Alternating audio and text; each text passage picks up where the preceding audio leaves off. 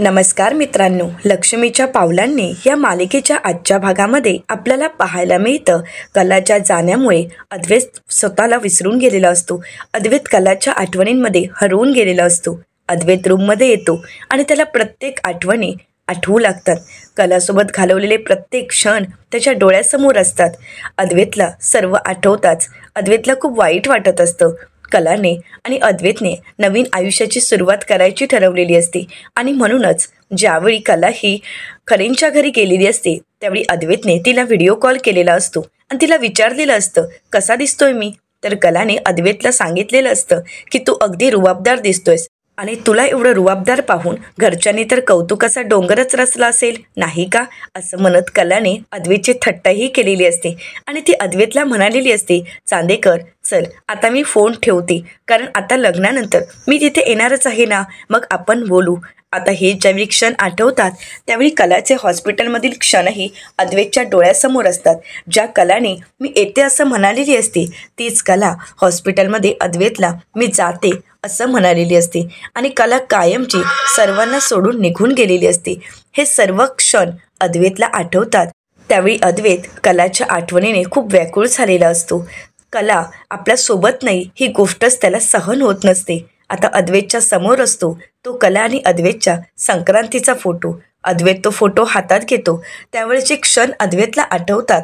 मकर संक्रांतीसाठी कला खूप छान तयार झालेली असते आणि अद्वैतला म्हणू लागते, आता आपण जसे एकत्र आहोत तसेच म्हातारपणीही असणार ना, दे टाळी. परंतु अद्वैतने त्यावेळी नकार दिलेला असतो. आता अद्वैत तोच फोटो उराशी कवटाळत खूप रडत म्हणू लागतो, माफ कर खरंच मला अगदी मनापासून माफ कर. या सगळ्यामध्ये माझीच चूक आहे. तुला ज्यावेळी माझी जास्त गरज होती त्यावेळी मात्र शेवटच्या क्षणाला मी तुझ्यासोबत नव्हतो. खरंच मला माफ कर. असं म्हणत अद्वैत ढसाढसा खूप रडू लागतो. अद्वैतला अश्रू अनावर होतात. या सगळ्यामुळे घरातील सर्वच जण कोलमडून गेलेले असतात. आता अद्वैत स्वतःला सावरतो आणि म्हणू लागतो, नाही आता असं खचून नाही चालणार, कारण मी जर असं आठवणींमध्ये झुरत राहिलो तर माझ्यासोबत माझं कुटुंबही कोलमडून जाईल. या सगळ्या आठवणींमध्ये मी वेडा होईन आणि मग मात्र माझ्या घराला सावरणं मला कठीण होईल. नाही, या सगळ्यातून मला बाहेर पडावंच लागेल. खरे मला माहीत आहे तू जर आज असतीस तर माझी ही अवस्था तुलाही आवडली नसती आणि आज तू जिथे कुठे असशील तिथेही तुला माझी ही अवस्था पाहवत नसेल. घाबरू नकोस, या सगळ्यातून मी बाहेर पडणार आहे आणि या सगळ्यासाठी एकच मार्ग आहे.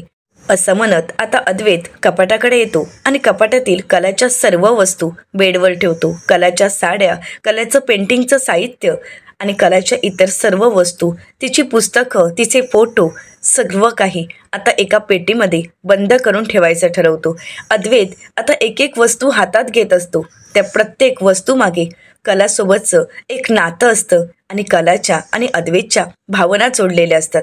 या प्रत्येक वस्तू तो एक एक करून पेटीमध्ये ठेवत असतो. त्यावेळी अद्वैतला खूप वाईट वाटत असतं. परंतु अद्वैत म्हणू लागतो, कितीही काही झालं तरी माझं मन मला कठोर करत आता हा निर्णय घ्यावाच लागेल. खरे तुझी आठवण करून देणाऱ्या एकही वस्तू मला माझ्या आजूबाजूला नको आहेत. या सगळ्या आठवणी आता मला बंद करून ठेवाव्याच लागतील. असं म्हणत आता अद्वैतने कलाच्या आठवणींची पेटी बंद केलेली असते. अद्वैतला खूप वाईट वाटत असतं, परंतु मनावर दगड ठेवत अद्वैतने आता शेवटी कलाच्या आठवणींना बंद करून ठेवत नवीन आयुष्याची सुरुवात करायची ठरवलेली असते. आणि म्हणूनच मित्रांनो, आता पाहायला मिळतं ते लक्ष्मीच्या पावलांनी या मालिकेतील 6 महिन्यानंतर नवा चेहरा, नवी सुरुवात. तर इकडे चांदेकरांच्या घरी अद्वैतचं रूप अगदी पूर्णपणे पालटून गेलेलं असतं. अद्वैतने आता या सगळ्या गोष्टींना मागे टाकत आयुष्याची एक नवी सुरुवात करत अद्वैतने स्वतःमध्ये बदल करून घेतलेले असतात. आता अद्वैतने स्वतःला ऑफिसच्या कामामध्ये चोकून घेतलेलं असतं. अद्वैत ऑफिसचा फोन करत म्हणू लागतो की मी ज्या फाईल सांगितल्या आहेत त्या मला ताबडतोब हव्या आहेत. ऑफकोर्स मला त्या रेफर्स करायच्या आहेत आणि जे काही बाकीचं बोलायचं आहे ते इनामदारांशी तुम्ही बोलून घ्या. आता अद्वैतमध्ये झालेला नवीन बदल आपल्याला पाहायला मिळत आहे. अद्वैतने कलाच्या आठवणी मागे ठेवत आपल्या नवीन आयुष्याची एक नवी सुरुवात केलेली असते. घरातील सर्वांना या सगळ्यातून सावरण्यासाठी अद्वैतने केलेली एक नवी सुरुवात असते. आता सर्वजण नाश्त्यासाठी येतात आबाही येतात. आबा आता व्हीलचेअरवर असतात. त्यांनी या सगळ्यामध्ये खूप धक्का बसलेला असतो आणि म्हणूनच त्यांचीही तब्येत खालावलेली असते. आता सर्वजण नाश्त्यासाठी येताच आबा म्हणू लागतात, नाश्त्याची तयारी झाली आहे ना?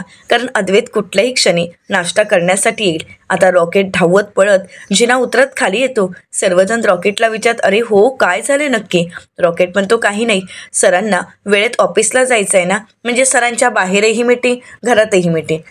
घरच्या मीटिंग अटेंड करायला घेतलं की बाहेरच्या मीटिंगना उशीर होतो, बाहेरच्या मीटिंग अटेंड करायला घेतलं की घरच्या मीटिंगना. आणि या सगळ्यामध्ये मला ओरडण्यासाठी जर वेळ फुकट गेला तर ते वेगळंच. त्यामुळे म्हटलं खाली जावं आणि पाहावं की सरांचा नाश्ता तयार आहे का. तर आता आबा म्हणू लागतात, अरे हो, पण तू केवढं बोलतोयस? अरे 4 आण्याचे एक शब्द आणि तू मात्र लाखभर बोलत आहेस. तर आता रॉकेटच्या लक्षात येतं. तो म्हणू लागतो, अरे देवा, मी तर तुमचा गोळ्यांचा डबा आणायलाच विसरून गेलो आहे. थांबा थांबा, मी घेऊन येतो. आबा म्हणतात, नाही नको, त्याची काहीच गरज नाही आहे. तू अद्वैतकडे जा बरं, त्याला काय हवंय काय नको ते बघून घे. तर रॉकेट म्हणतो, हो ते तर आहेच, परंतु सरांना जर समजलं की मी तुमचा गोळ्यांचा डबा आणला नाही आहे तर मला अजून डबल ओरडा पडेल. तुम्हाला तर माहीतच आहे ना. असं म्हणत आता रॉकेट धावत पळत जाऊन आबांच्या रूममधून त्यांचा गोळ्यांचा डबा घेऊन येतो, ग्लासमध्ये पाणी भरून ठेवतो आणि अद्वैतला काय गरज असेल तर त्यासाठी धावत पळत पुन्हा एकदा त्यांच्या रूमच्या दिशेने निघून जातो. तर दुसरीकडे आबा सरोज मॅडमना म्हणू लागतात, जे काही घडलं आहे त्यामुळे अद्वैतला तर सगळ्यात मोठा धक्का बसला आहे. खरं तर या सगळ्यामध्ये माझा पोरगा मात्र कोलमडून गेला आहे.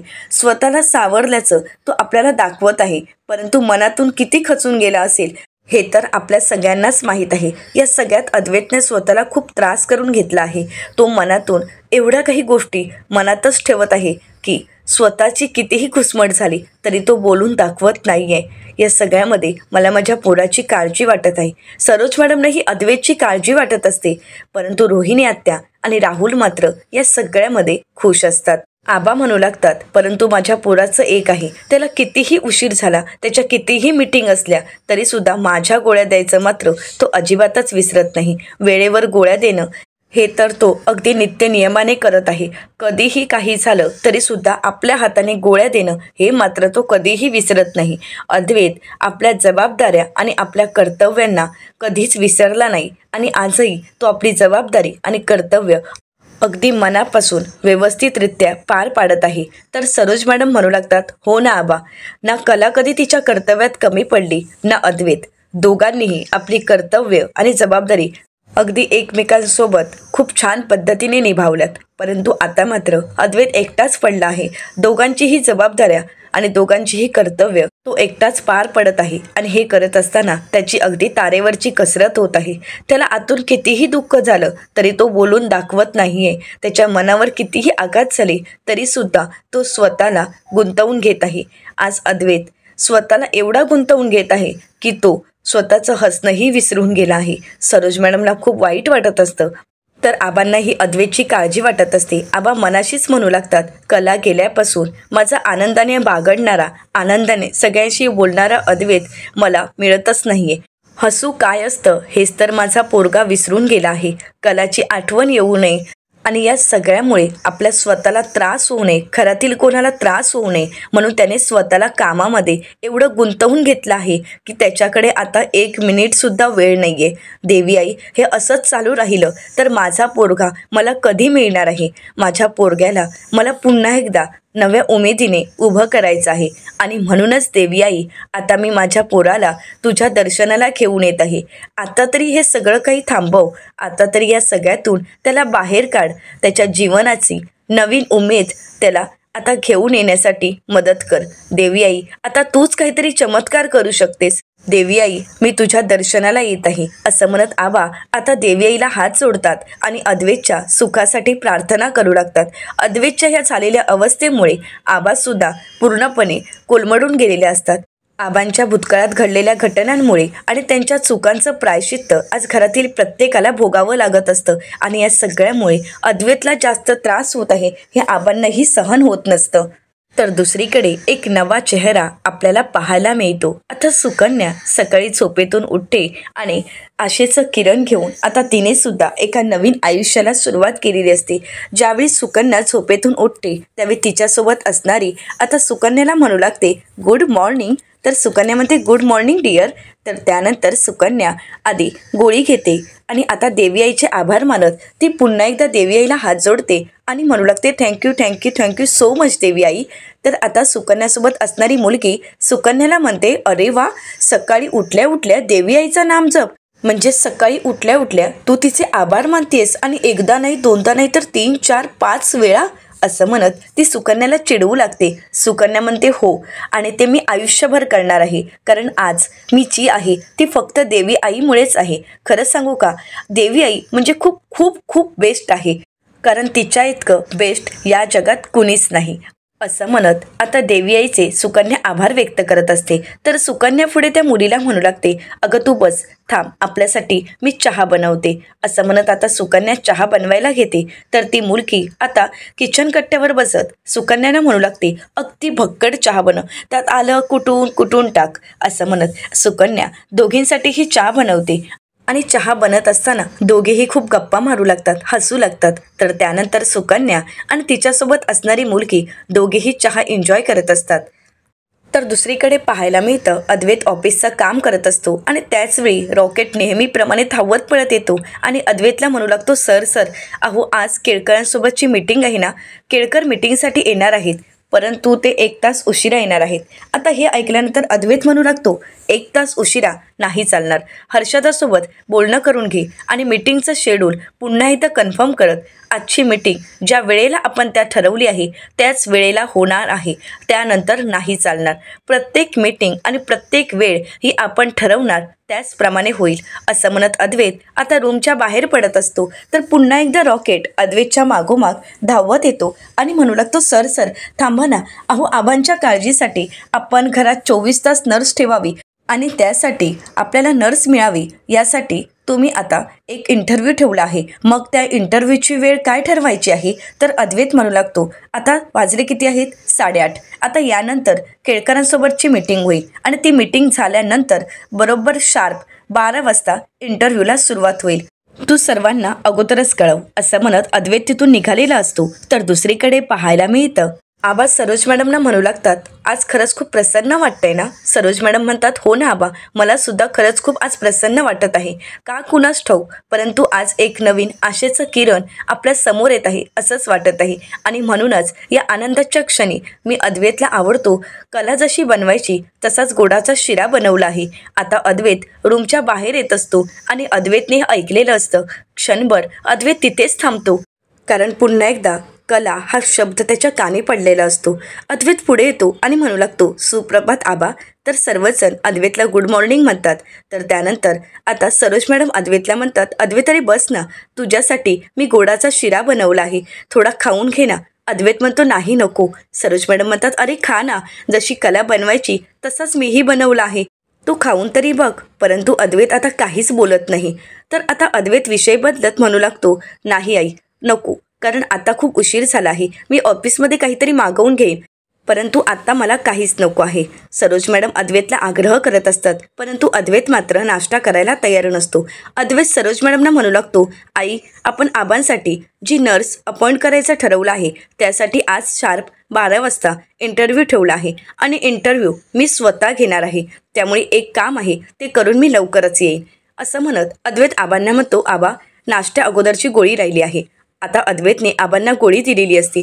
आता सरोज मॅडम अद्वैतकडे पाहतात आणि मनाशीच म्हणतात अद्वैत मला माहीत आहे हा गोडाचा शिरा तू का खात नाही आहेस, कारण यामागे तुझ्या भावना दडलेल्या आहेत.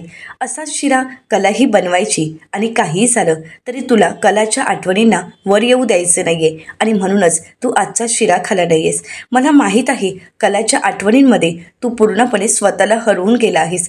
कलाच्या आठवणी तुझ्या मनात खोलवर रुतल्या आहेत, त्या आठवणी तुला तशाच दाबून ठेवायच्या आहेत, परंतु असं किती दिवस तू स्वतःला कोंडून घेणार आहेत, असं किती दिवस अशा भावना तू लपवून ठेवणार आहेस. नाही, मला माझ्या मुलाला या सगळ्यातून बाहेर काढावंच लागेल.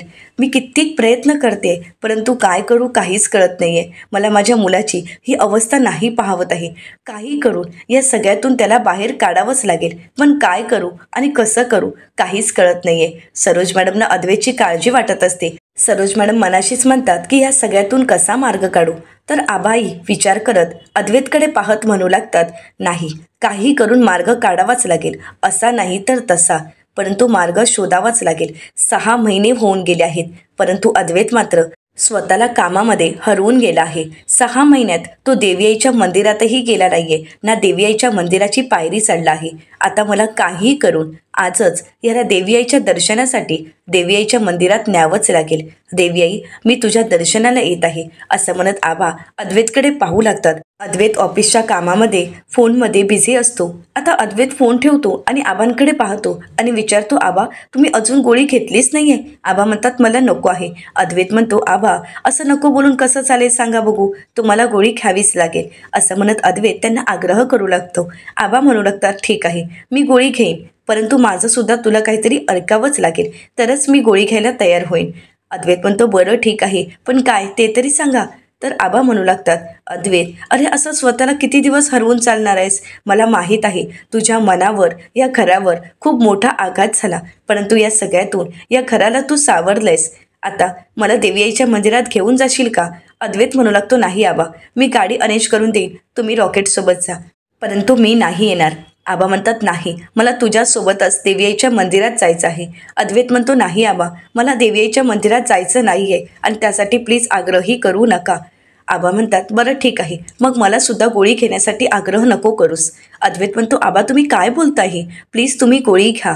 तर आबा म्हणतात, अद्वैत, अरे मला माहीत आहे तुझ्या मनावरचे आघात अजूनही तसेच आहेत, परंतु कसा स्वतःला असा हरवून जातोयस तू? अरे हे सगळं करत असताना तू तुझी कर्तव्य आणि जबाबदाऱ्या अगदी मनापासून पार पाडत आहेस. या घराला तू या सगळ्यातून सावरलायस आणि नव्या आयुष्याला सुरुवात केली आहेस, परंतु या नव्या सुरुवातीत तू मात्र कलाच्या आठवणी मनातच दडवून ठेवल्या आहेस, मनातच साठवून ठेवल्या आहेस आणि या सगळ्यातून तू खचून गेला आहेस हे मला दिसतंय आणि या सगळ्यातून तुला बाहेर पडावंच लागेल. आज मला देवीआईच्या दर्शनाला घेऊन जा ना. अरे 6 महिने झाले तू सुद्धा देवीआईच्या मंदिरात गेला नाही आहेस. आबा अद्वैतला आग्रह करत असतात. अद्वैत म्हणतो, आबा पण मी नाही येऊ शकत.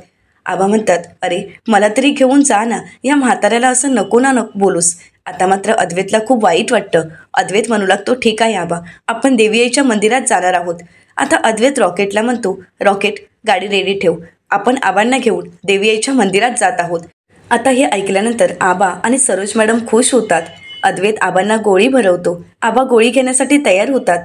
अद्वैतला या सगळ्यातून बाहेर काढण्यासाठी आता आबांनी देवीआईचंच पाऊल आपल्याला चढावं लागेल हे ठरवलेलं असतं आणि म्हणूनच अद्वैतला घेऊन ते देवीआईच्या मंदिरात जायचं ठरवतात.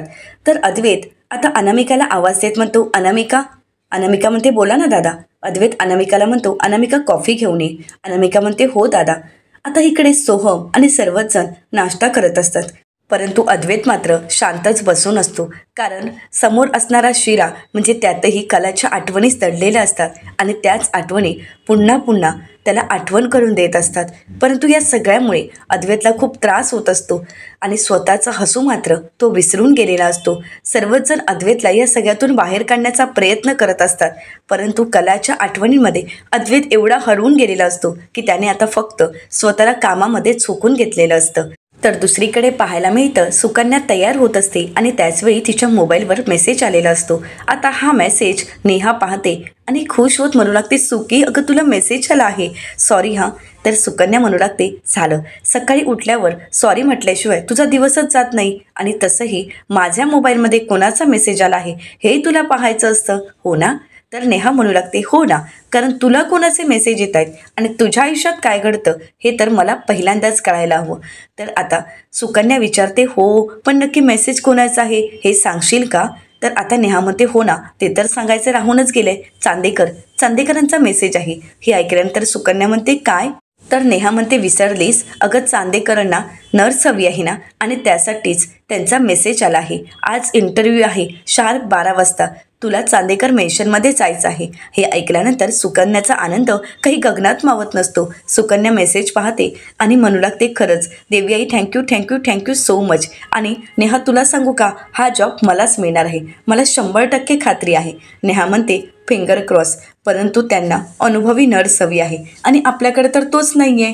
सुकन्या म्हणते, अनुभव नसला तर काय झालं, मला माहीत आहे मी नर्सिंगचा कोर्स केला आहे आणि तोही अगदी मनापासून. मला सगळ्या औषधांबद्दल माहीत आहे आणि तसंही एखाद्या पेशंटला बरं करायचं असेल तर त्याची अगदी मनापासून काळजी घेतली तर पेशंट लवकरात लवकर बरा होतो. आणि सर्वात महत्त्वाचं म्हणजे पेशंटला औषधापेक्षा आपलेपणाची भावना असणं खूप गरजेचं आहे. तर नेहा म्हणते, आपलेपणाबद्दल तर तुम्ही डबल डिग्रीज घेतली आहे, त्याबद्दल तर बोलायलाच नको. हो, काहीच हरकत नाही. तर आता सुकन्या म्हणू लागते की चल आपल्याला देवी आईच्या मंदिरात जावं लागेल, कारण देवी आईने सकाळीच एवढी खूप छान आनंदाची बातमी दिली आहे, तर मग तिचे आभार नको का मानायला. चल नेहा, आपण लवकरात लवकर देवी आईच्या मंदिरात निघूया. असं म्हणत आता नेहा आणि सुकन्या देवी आईच्या मंदिरात जायला निघालेल्या असतात. आता सुकन्या देवी आईच्या मंदिरामध्ये धावत पळत येत असते आणि तिच्या मागोमाग नेहा मात्र थाप टाकत टाकत एक एक पाऊल टाकत असते. आता सुकन्या देवी आईच्या मंदिरापर्यंत पोचते, परंतु नेहा मात्र हळूहळू एक एक पायरी चढत असते. तर सुकन्या नेहाला आवाज देते आणि म्हणू लागते, अगं चल. नेहा म्हणते, अगं थांब ना सुकी, अगं काय चाललंय तुझं हे. सुकन्या म्हणते, अगं माझ्याकडे बघ. या अगोदर देवी आईच्या मंदिराची एक एक पायरी चढणं माझ्यासाठी किती कठीण जात होतं, परंतु आता मी पटापट देवी आईच्या मंदिरात आले, अगदी धावत पळत. तुला माहीत आहे का, परवाच मला डॉक्टरांचा फोन आला होता. डॉक्टर म्हणाले, सुकन्या तू आता अगदी नॉर्मल आयुष्य जगू शकतेस. त्यावेळी ठरवलं की आपण आपल्या आयुष्याची अगदी एक नवी सुरुवात आणि तीसुद्धा आनंदाने करायचं आहे. हे सगळं काही देवी आईनेच घडवून आणलं आहे आणि म्हणूनच चल बरं देवी आईचं दर्शन घेऊ. असं म्हणत सुकन्या आता नेहाचा हात पकडते आणि तिला खेचतच देवी आईच्या दर्शनाला घेऊन येते. सुकन्या देवी आईसमोर पेड्यांचा बॉक्स ठेवते, घंटानाद करते आणि म्हणू लागते, देवी आई हे सगळं काही फक्त तुझ्यामुळेच घडत आहे. या सगळ्याला फक्त तूच कारणीभूत आहेस. तुझ्यामुळे मला माझं नवीन आयुष्य मिळालं आहे आणि म्हणूनच या आनंदाच्या क्षणी पहिला पेढा तुला. असं म्हणत आता सुकन्याने पहिला पेढा देवी आईच्या चरणी ठेवलेला असतो. तर त्यानंतर सुकन्या आता गुरुजींना पेढा देते, त्यांचे आशीर्वाद घेते आणि म्हणू लागते, गुरुजी हा पेढा मला नवीन आयुष्य मिळाल्याबद्दल. गुरुजी म्हणतात, अरे वा. तर आता सुकन्या म्हणू लागते, गुरुजी बर्फी नंतर. गुरुजी विचारतात, बर्फी कशासाठी. सुकन्या म्हणते, अहो आज माझी इंटरव्ह्यू आहे आणि म्हणूनच म्हटलं की बर्फी नंतर द्यावी. गुरुजी म्हणतात, मग आत्ताच का नाही आणली. सुकन्या म्हणते, आत्ता कुठे इंटरव्ह्यू आहे हे कळालं आहे. मी जर इंटरव्ह्यूत पास झाली तर मग बर्फी घेऊन येईन आणि माझी खात्री आहे की मी नक्कीच पास होईन. गुरुजी म्हणतात, ते कसं काय. तर आता सुकन्या देवी आईकडे पाहते आणि म्हणू लागते, गुरुजी ज्या देवी आईने मला नवीन आयुष्य दिलं आहे ती मला नोकरी नाही का देणार.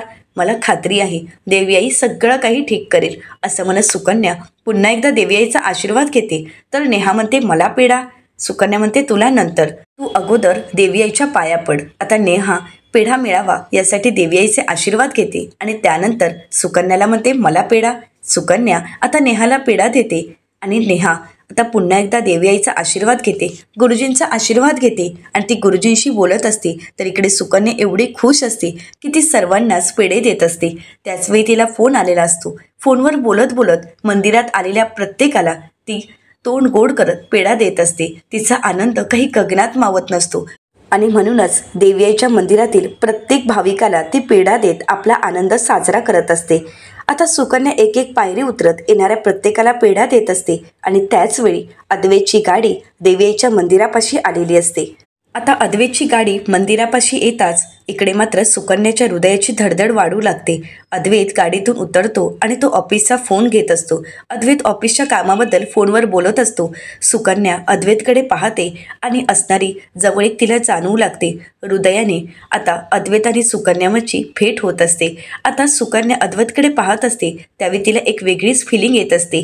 ती अद्वैतकडे पाहते परंतु तिला मात्र काहीच कळत नसतं. त्यानंतर सुकन्या पुन्हा एकदा स्वतःला शांत करते आणि सर्वांना पेढा देत असते. अद्वैत फोनवर बोलत असतो आणि त्याचवेळी मंदिराच्या पायरीवरून एका दादांचा तोल जाणार तर अद्वैत त्यांना सावरण्यासाठी धावत पळत पुढे जातो आणि त्याचवेळी अद्वैत आणि सुकन्याची एकमेकांना धडक होते. आता दोघेही एकमेकांकडे पाहू लागतात. सुकन्या अद्वैतकडे अगदी प्रेमाच्याच नजरेने, खरं तर हृदयाच्या भावनांनी जोडली गेलेली असते आणि म्हणून ती त्याच्याकडे पाहू लागते. अद्वैतही सुकन्याकडे पाहत असतो. सुकन्या आणि अद्वैत एकमेकांमध्ये हरवून गेलेले असतात.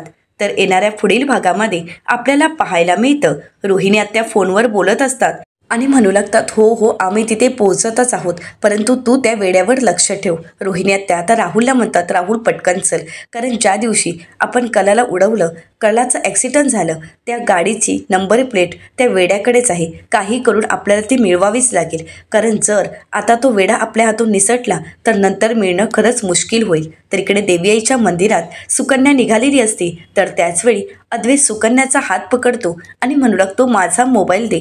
तर सुकन्या म्हणू लागते, ज्यावेळी तुम्ही मला धडकलात त्यावेळी माझा मोबाईल. तर अद्वैत म्हणतो, मला कोणाचाही मोबाईल उचलायची काहीच गरज नाही, हवं तर मी असे 56 मोबाईल तुम्हाला देऊ शकतो. तर सुकन्या म्हणू लागते, हो का, असाल तुम्ही ग्रेट. असं म्हणत सुकन्या शांतच होते.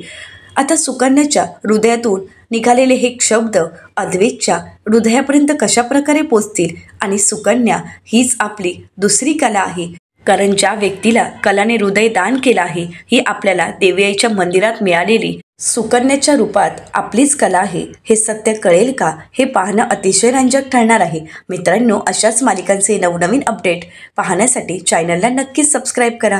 आणि हो, आजचा हा व्हिडिओ आवडला असेल तर व्हिडिओला लाईक करायलाही विसरू नका. व्हिडिओ पाहिल्याबद्दल तुम्हा सर्वांचे अगदी मनपूर्वक धन्यवाद.